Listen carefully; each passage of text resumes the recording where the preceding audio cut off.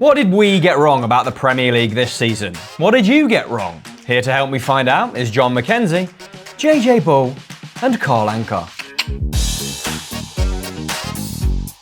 Right, now it's worth stating that this episode was inspired by Carl's bad take amnesty that he runs at the start of every single campaign. Can you briefly explain what that is, sir? So this comes from what we term X-vibes. Someone's about to take a penalty, they pick the ball up, they go put the ball down, and your brain goes, they're putting that left.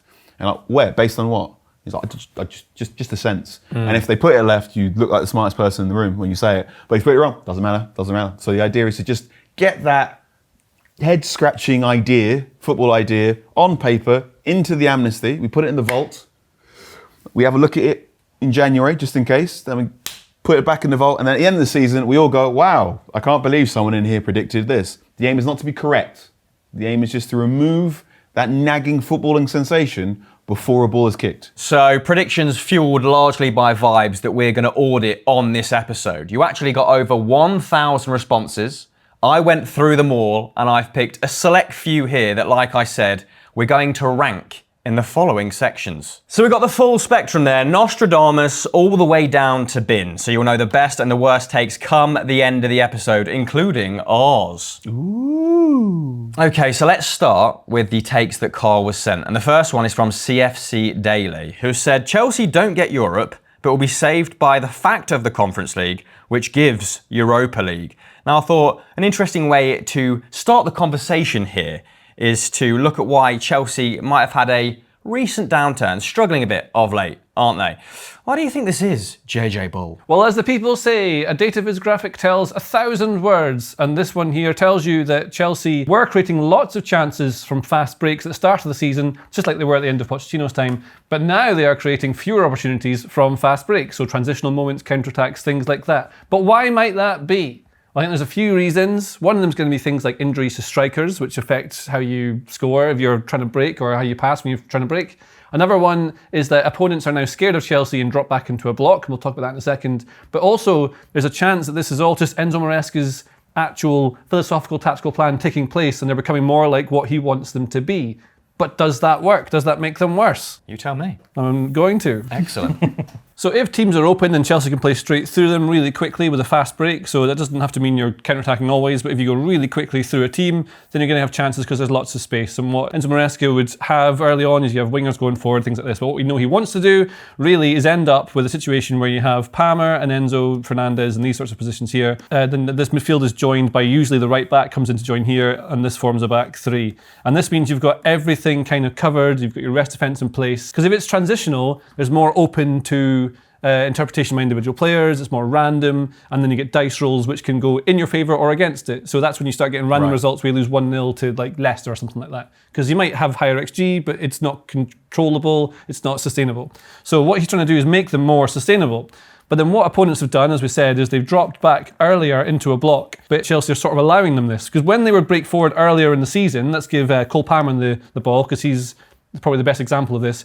They would get the ball forward really quickly from the goalkeeper or centre-back to someone like Palmer here. But if you've got players charging forward, trying to get in amongst it to try and score, you're going to leave big spaces like this big circle here, which you don't want to leave, so you're not in the right position. So what Enzo Maresca wants his players to do is when you are getting the ball forward in these situations, take a beat, pause, like rest, wait till your players are in their actual positions so you can structurally be fine to be able to deal with this sort of momentum and movement and attack. So then if the ball bounces loose, you're in the right place to be able to win it again, so you can control more of the game, squeeze the opponent in, and that's what happens. But by doing this, the opposition gets back and they block the middle out, so you can't really score anything. There's no space in behind for runners. If you've got no space in behind for runners, you can't play the passes in behind to try and access them. You get a wing back, 1v1 with a winger like Sancho or Madueke. If they're not really good enough to go past them, which is often the case, they have to try and pass it and recycle, and so you get quite boring chances. No one's really able to create anything, and it slows down. However, as bad as this sounds, it actually makes them more consistent, and so over time they should be able to be a team that can compete more consistently, sort of like what Pep Guardiola's teams have done. So it's not that they're worse particularly, it's just that they are now playing more like what Maresca wants them to be like, but also because opponents are getting into blocks quicker to deny them opportunities to do the things they can do. John, you did predict some growing pains with Maresca ball. Is that what we're seeing come to fruition now? Yeah, I think what's interesting about this is that one of the famous sayings that you have when you're doing data analysis is correlation doesn't imply causation. What that means is that something can happen which may seem to explain what's going on, and maybe that isn't always the case. I think if you take the same time period that we've looked at in the previous graphic and look at it in terms of XG created and conceded, we can see that from this plot that actually Maresca's time has been largely consistent and his team are generating more expected goals, better and higher chances basically than they are conceding, and in the long run that's a pretty good way of approaching the game of football. So yeah, I think that what's interesting here is whether or not this change of play style is maybe impacting some of the individuals within that playstyle. So someone like Cole Palmer, who's been playing so well for Chelsea, and maybe now that it has become more controlled, the playstyle doesn't suit him as much, which I think is a valid question to raise of Maresca, whether or not, if you're changing your playstyle to reduce the effectiveness of one of your better players, is there something you can do to sort of offset that the other way? But I think most of this is just down to they've changed their play style, they've been a little bit unlucky recently, but actually Maresca's got them playing relatively well. We talked about Chelsea in a recent show, and what I said there was that Maresca, he's developed a sort of fairly basic structure that his players can work within, but we were saying at the time that structure alone can't be enough. There's going to have to be a level of complexity introduced into that, because otherwise teams will start figuring them out. And I think that there's still a lot of room for them to actually complexify this to become a really good team. Complexify. All right then, so now we've got the wider context. Let's revisit the prediction and rank it, Carl. So it's expected that 5 Premier League sides will get Champions League football this season owing to the coefficient ruling. I think Dortmund and Bologna got that last season, didn't they? Meaning that the top 7 clubs in the Premier League are going to get European football. I think Chelsea would do pretty well to finish outside of 7th. But yeah, where would you put this prediction then on our scale, and what are your final thoughts on Chelsea before we move on? Final thoughts on Chelsea. They're going from a team that wants to win boxing matches through knockout to a team that wants to get on the judges' card, which is fine. Okay, good, maybe. Cole Palmer looks a bit knackered. He's played a lot of football, didn't get the summer off either, and if you're the nucleus for everything, then whoopsie. But for a Chelsea fan, to predict your team to be entirely out of Europe, but also in the Euro Conference League, I'm going to put this one right in the middle, in that assuming Chelsea are going to win the Conference League isn't actually that bold a take, and that balances out the huge call that Chelsea were going to finish outside of Europe. Yeah. So you're wrong for the right reasons.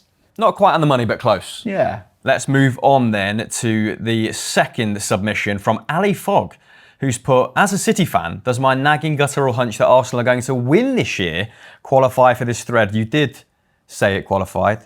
You rubber stamped it, gave it the Carl Anka approval. My first question, John, my very first question about this prediction is that, do you think this iteration of Arsenal has what it takes to have a perfect end to the season, which they would need to have in order for this to come true, right? Yeah, I think if this was City in their pomp, and it's 13 matches to go, and they have to probably win all of those games to get to the end, you're thinking, yeah, that's very much a team in second place who could maybe end the season in first. We're talking about Arsenal this season, who've been a little bit hit and miss. They've got a pretty cobbled together front line now. I'm just not convinced that they've necessarily got everything in place for them to then roll home and win 13 games this season. That said, Liverpool are wobbling a little bit, so maybe they won't need to win all of their games, Arsenal. But yeah, I think for me, on the basis of this season, I still think that Liverpool are the favourites, although there is a chance for Arsenal. Yeah, we spoke about the title challenge quite a lot, so let's move on very quickly from this. But you've got to rank it first, Carl. Where would you put this prediction of Arsenal winning the league from a City fan? Could still happen. Could still happen. I think Mikel Arteta is coaching his butt off right now to get this current production level from this Arsenal team, considering all the injuries. They're not necessarily as exciting as they were to watch in 2022, but what's going on is maybe. So you're saying there's a chance? Well, you mentioned City there, City at their pomp, John. Next submission comes from Alex Campbell, who has put Pep's reliance on having the smallest squad possible finally backfires and Arsenal win the league. Again, one of those ones where a little bit wrong, a little bit right. I wanted to ask you, do you think that submission, do you think it holds true? Is it the size of the squad or more so the profile of the squad? Because you've had quite a few thoughts on this this season. Yeah, I think the issue here isn't necessarily that they've got a small squad, although I think they have had injury problems. But part of the issue is that the squad that they do have, the small squad, they don't have enough consistent players within it that Pep Guardiola can rotate them well enough to get the benefits of a small squad. So yeah, I think that there's a number of signings that they've made recently. The fact that they've replaced Ilkay Gundogan with Ilkay Gundogan but older, things like that really don't help in terms of the small squad size thing as well. So yeah, I think that City are very much in a sort of rebuild phase now, and as a result, this was a pretty good prediction on the whole. Good take. Good take. Yeah, Good ratifying take. it. Good take. I think far too many of us were dazzled by the glow of the gold on the City shirts instead of going, hang on, how old is Gundogan now? Yeah. That's a lot of miles on the clock, brother. Rest up well. Carl has spoken, and that is a good take. Okay, let's move on to the next one then, and it's our first sacking prediction. Oh boy. And what I wanted to ask you before we rank this, like how much of the current mess do you think owes to the decision to keep Ten Hag on, and how much of it now is just down to Ruben Amorim? I also want to say Charlotte Harper did an excellent interview with Raphael Varane Oh, it's exquisite. on The Athletic, It's where exquisite. Varane says, I was surprised that Ten Hag continued owing to the lack of relationship with the squad following the FA Cup final, which is pretty telling in itself, but I wanted your take on things. Yes, so I believe there is a Catalan phrase which essentially translates to, before you have to make a big decision, you stick your head in the freezer.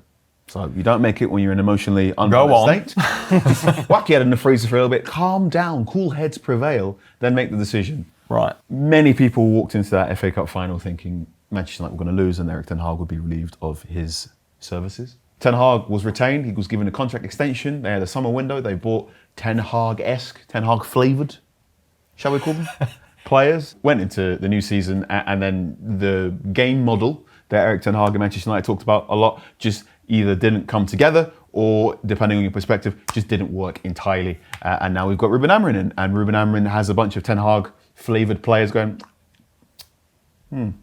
weird. So now we're here.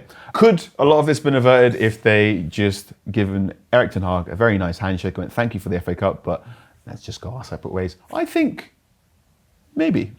Maybe. I don't think Ruben Amorim would have arrived in the summer, if only because his release clause was a lot higher that summer. But understanding that Erik Ten Hag may have come to the end of his natural relationship with the Manchester United players in that summer rather than going, ooh, FA Cup, should we keep going? Especially after, you may remember, Manchester United were caught swiping on manager Tinder and looking at other managers as well. Bit awkward, isn't it?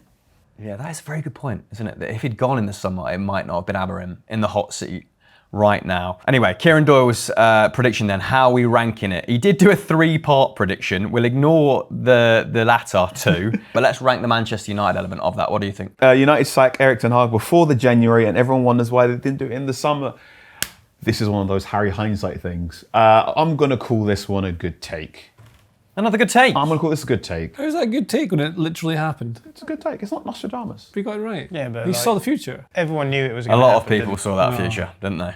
This is a bad take, Amnesty, JJ. Oh, okay. I'm looking for something that is so out of this world, so bizarre. So the person takes the football from 45 yards out and you go, he's going to score, yeah? And you're like, no, he's not. And then he does it. And you're like, excuse me? There was one last year that was incredibly good, Just wasn't it? a couple of seasons ago where someone came to this bad take, Amnesty, before a ball was kicked, when Thomas Tuchel was the Chelsea manager, and went, Frank Lampard's going to be interim manager before the end of the season. And we went, what?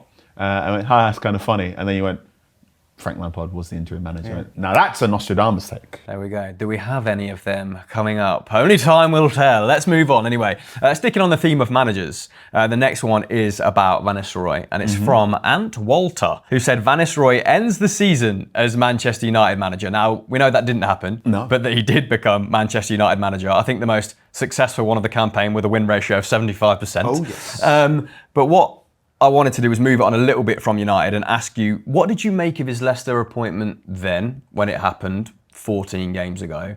What do you make of it now? It was a curious one because Ruben Van Nistelrooy as a manager is still relatively untested, I think we say. So he had almost a complete season at the Eredivisie, has a, quite frankly, ridiculously powered team. If you look in hindsight of that squad in 22-23, he's got Cody Gakpo, he's got the former Tifo darling, Ibrahim Sangari. He's got Jared Braithwaite. He's got Xavi Simons. Takes them to a pretty good place in the league, but is talking about how the squad needs more funds and it needs more help. Leaves before the final game of the season because he believes he's just not going to get the backing or the fund that he needs. And then Peter Bosz comes in the next season and then just cranks everything up to 11, and PSV just become the best team in the Netherlands. So you're going, wait, was that a good league season for Van Nistelrooy, or was it?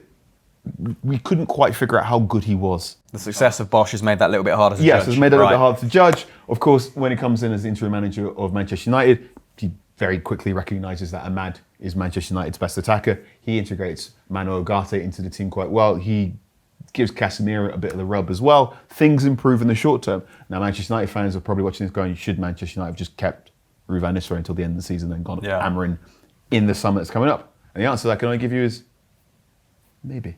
Where are we putting this? It feels like good take territory, but you're the judge, jury, and executioner.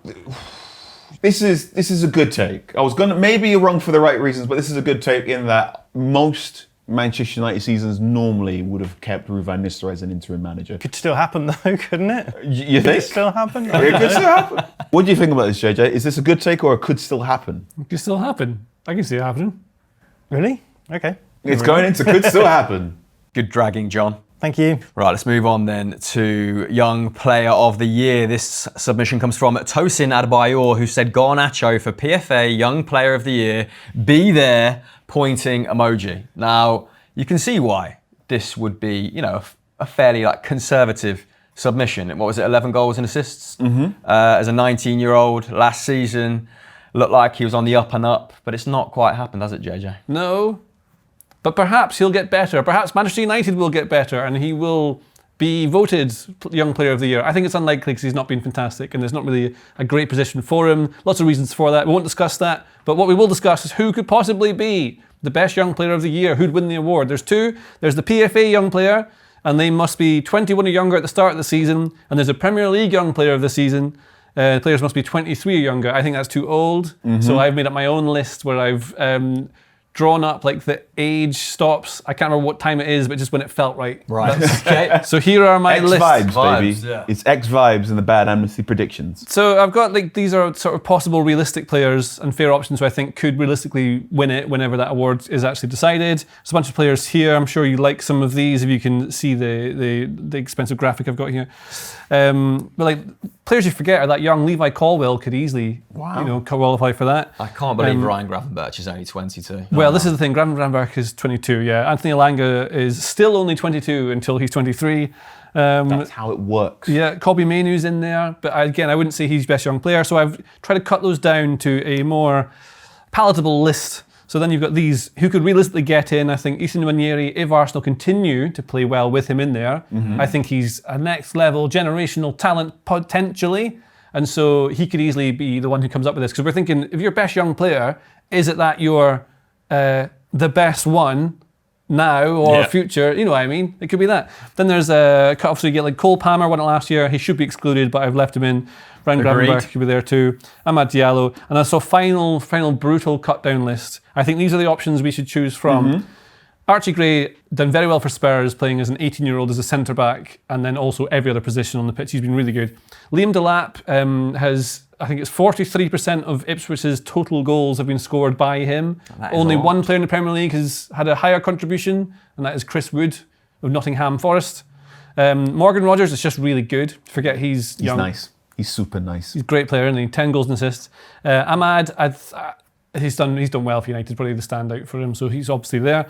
Palmer, like I said, should be disqualified because he won it last season. Ryan Gravenberch has been one of the most important players of the entire season as the pivotal pivot within that Liverpool team who's probably going to win the league. So I'd say probably lean towards him. And then Elanga has 11 goals and assists for the surprise league team. So you can just chat amongst yourselves and see who you'd pick. I'm going to vote for Morgan Rogers. He's just super nice and reminds me of other previous Young Player of the Year winners, such as Dele. He takes the ball, I raise slightly in my seat and go on then, lad. What can you do? You've gone for Rodgers, John. I think probably Ahmad. just by dint of the fact that he's had to play in a team that it's gone through the upheaval of having a new coach to have that kind of impact. And he became a really important part of the creativity of this Amorim team. Yeah, I think I'd go Gravenberch if Liverpool sweep up. Pretty hard to move away from him, isn't it? But not hard to move away from that question. But we need to rank it first. I think this one is wrong, but for the right reasons. You scored a goal in the Community Shield and you went, oh, that's fun. So if you thought before a ball was kicked of Premier League football that Garnacho was going to score between 15 to 20 Premier League goals that season, I can understand. Unfortunately, it hasn't happened because Manchester United are on rubbish. Right, question 7. And it comes from James Benj. Hi, James. I would be very happy to be wrong about this, but Fulham get relegated, proper relegated, sack 2 managers in a season relegated. And that has not happened, has it, John? And actually, if you look at the discourse online, Marco Silva is now being talked about as one of the most underrated managers in the Premier League. So I just wanted to ask you, what the hell is going on at Craven Cottage? Yeah, I think it's a really good question, because I think when people talk about managers being rated, they generally mean this is a guy who should be coaching at the top of football, at the really elite sides.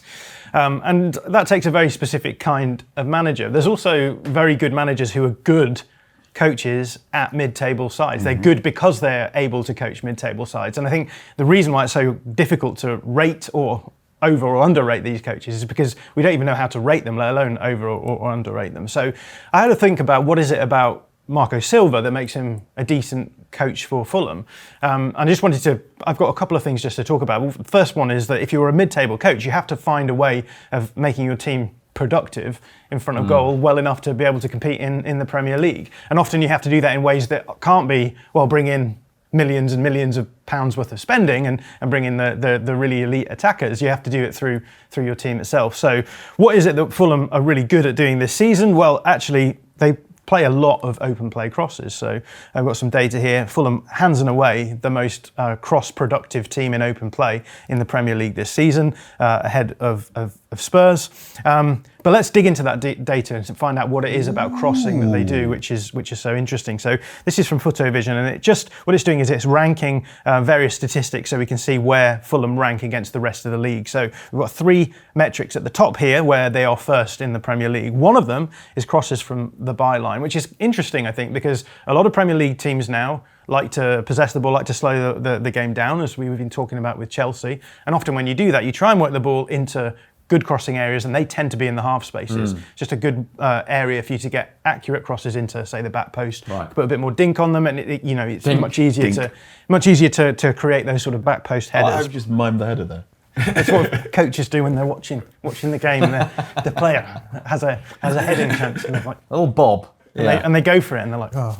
Anyway, so what they're doing is interesting, because they're making crosses from the byline rather than from the half spaces. We can see they're down in 6th position when it comes to half space crossing. That sort of raises questions. Well, what are they doing in order to produce this? This other metric that I've got here at the top, which I think is really interesting, because this is crosses with second line teammates arriving into the box. Now that sounds like a horrible mouthful of a metric, but what this is all about is it's not just about getting their forwards into the box. It's about getting players from the second line, so midfielders into the box to do that. Now, in that instance, you might think, well, what's happening here is that Fulham are having success from their byline crosses because they're overloading the box. They're getting lots of their players in there. That would make sense if their central midfielders are getting in there. Like a lot of McTominay box crashing type behaviour going on. Yeah, and so you think, well, what they're doing is they're trying to get as many players in the box just to maximise their chances of creating good efforts on goal. But that's not actually what's happening, because if we look at the average number of teammates in the box when they're making those open play crosses, they're right at the bottom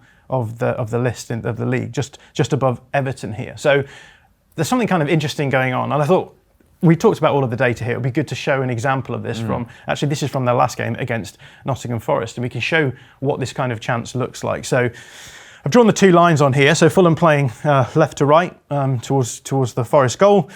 This is the second line. So teammates arriving from the second line. Here's Emile Smith-Rowe, who actually is going to score the chance here. So you can see very much arriving from the second line. Adama Traore is going to receive the ball. Gets the ball in this sort of situation. So yeah, they've moved the ball forward pretty quickly. They're not going to mess around, working the ball into a better situation to cross from. What Traore is going to do is just cut back inside and play the ball to the back post. And Emile Smith-Rowe is going to attack that back post, and he actually beats Morata, one of the centre backs, for a header.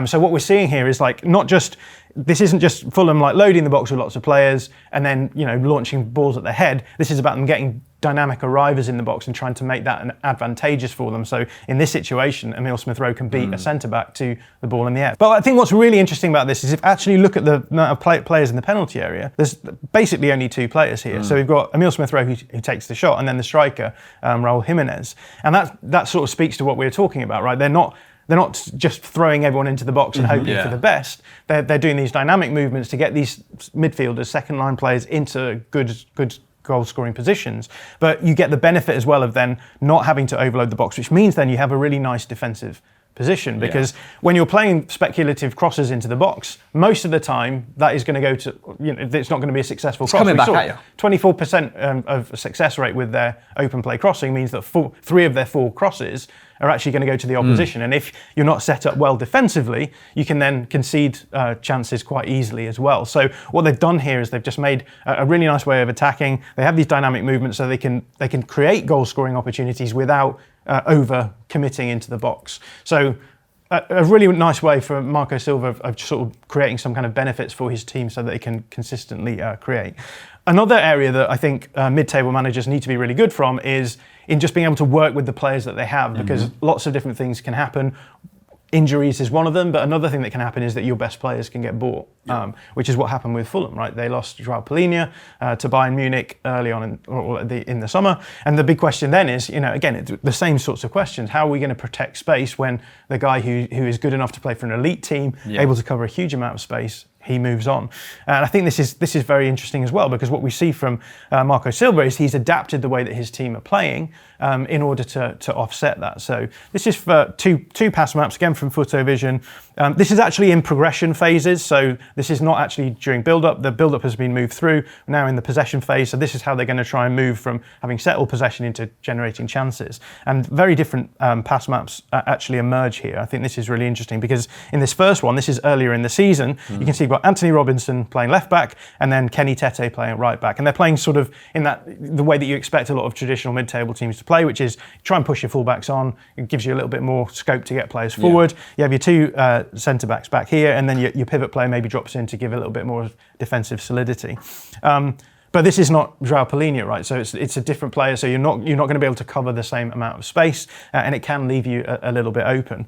And actually, what we've started seeing as the season has gone on, a few different changes have happened. Kenny Tete has got injured, and as a result, what we've started seeing Silva do is using Timothy Castagna, but rather than pushing him forward as a more attacking wing-back, he's sitting him a little bit deeper, so they almost end up with a de facto back 3 in this sort of scenario, and that gives them the freedom then to push Anthony Robinson forward, so use him as more of an attacking player. So it's a good effect as well. 10 assists this season. Yeah, absolutely. Nuts. So Robinson is so what this does is a couple of things. One, it brings Robinson into these positions where he can get forward more and be a more creative attacking player, taking an individual who maybe wasn't as impactful last season and realising, actually, I've got a real attacking threat on my hands here. How can I work him into these more dangerous scenarios? So I've got a couple of screenshots here just showing this is where Anthony Robinson created from last season. These are passes that led to chances.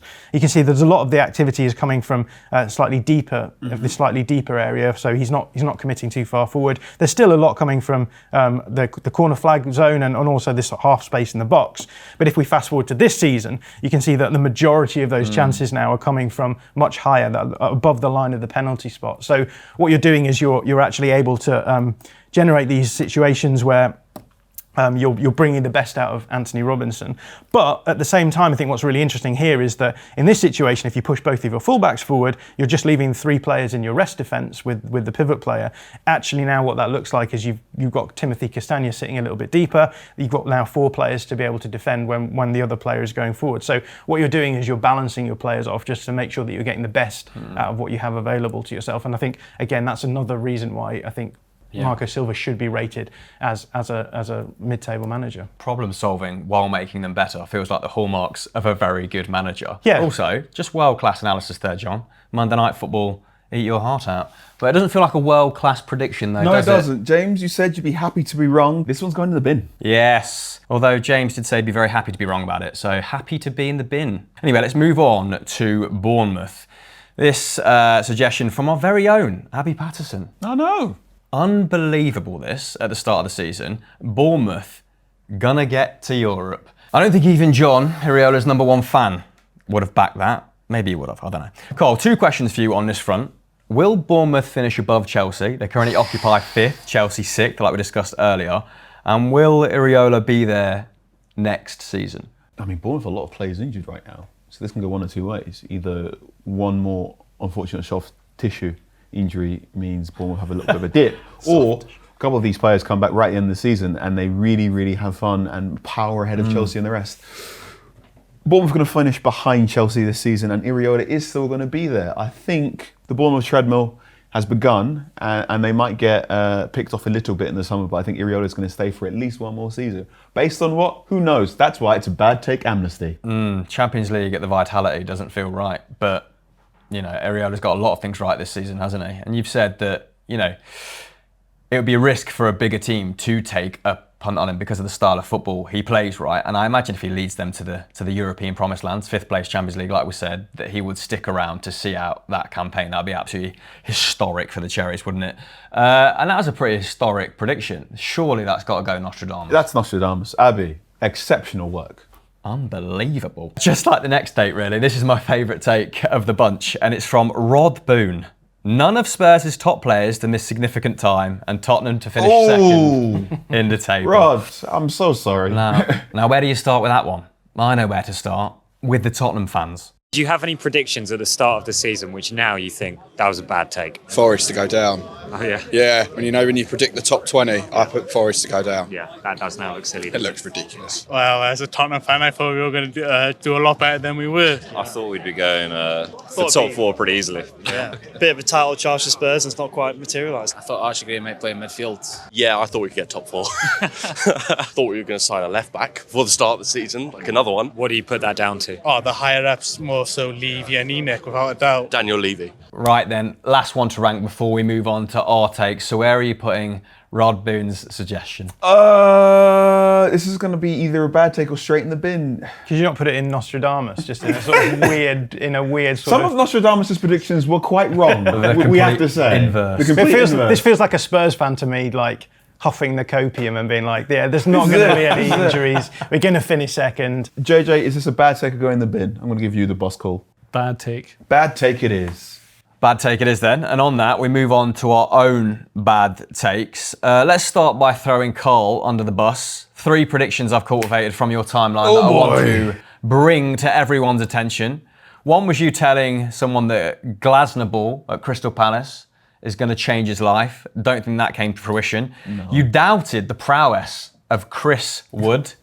And you also thought Maxwell Cornet was going to score 10 goals. Now, was this before or after he went to Southampton? This was before he went to Southampton as well. I thought Maxwell Cornet wouldn't be a West Ham player and would get picked up by someone. Now in Serie A, where he's put up 1 goal this season. He's got 1. Yeah. Well, the ball is rolling with Cornet. But that's what you meant, right? 1 goal. It was the 0 was a typo. Yeah. Look, Maxwell Cornet, 10 Premier League goals. That you can put that one in the bin. In terms of Chris Wood, boy, is my face red. Who'd have thunk it? He's brilliant, isn't he? Yeah. Glasner Ball's going to change your life. I think that's wrong for the right reasons. Did change his life at the beginning of the season because it made it much worse, presumably. That's right for the wrong reasons. I don't think we have that, Kath. Yeah, John's taken over the ranking duties. John, shimmy it over. Wrong, but for the right reasons is stretching it a bit. Maybe put it in between the 2. Ooh. That's very on brand for you. Doubting Chris Wood. How much were you doubting it? Look, we had someone in there saying Chris Wood was going to score 20 goals, and I simply responded. And he's on 18 right now. And I simply responded, excuse me? Because it was... I didn't think such a thing would be Chris possible. Wood hasn't often scored more than 20 goals in a season. I'm a doubting Thomas, and therefore I should be... an example should be made of me. So I'm going to put Chris Wood wrong, but for the right reasons, and I'm just going to slot Glasner Ball in here. I think that's the way that we... A little bit of revision there, and we've got Cornet in the bin already. There you go. Okay, which concludes Carl's takes. Let's move on to John and JJ's. John did reply to your original thread on this, stating that, Carl, I've reviewed all my takes and I simply can't find a bad one to share. So John excluded himself from this in the most pompous way possible. But then I pressed John for one behind the scenes, and you said something about Forest, which felt like a safe bet. Yeah, it's a bit of a coward's bad take, isn't it? But I did a review of all Premier League teams at the beginning of the season, just a quick tweet thread, just being like what I was going to look out for, and I think I was miles off with Forest. I sort of fairly lazily expected that the chaos that they'd had for the previous 2 seasons was going to continue, and that they were going to hover around the relegation line, and they haven't. They've been really impressive this season, been great to watch. So I think this is definitely. I don't know, somewhere between bin and bad take. Bad take. Bad take. And JJ, you thought United were going to get much better after sacking Ten Hag, which, hilariously, hasn't happened. Well, it depends if you support Manchester United or not, Chris. If it's hilarious, That is true. It's true. Some will be in despair. Some will be sad. Okay, so where would you put your take then? Well, I think it's probably a bad take, so I'll put it there. Because I assumed they would have a new manager bounce, as they always do, instead of the opposite bounce. They used to pull their bounce on Nistelrooy. They had negative bounce. Okay. So whichever the bit is the opposite of bounce, Dip. snub. Did you just say bounce backwards? Yes.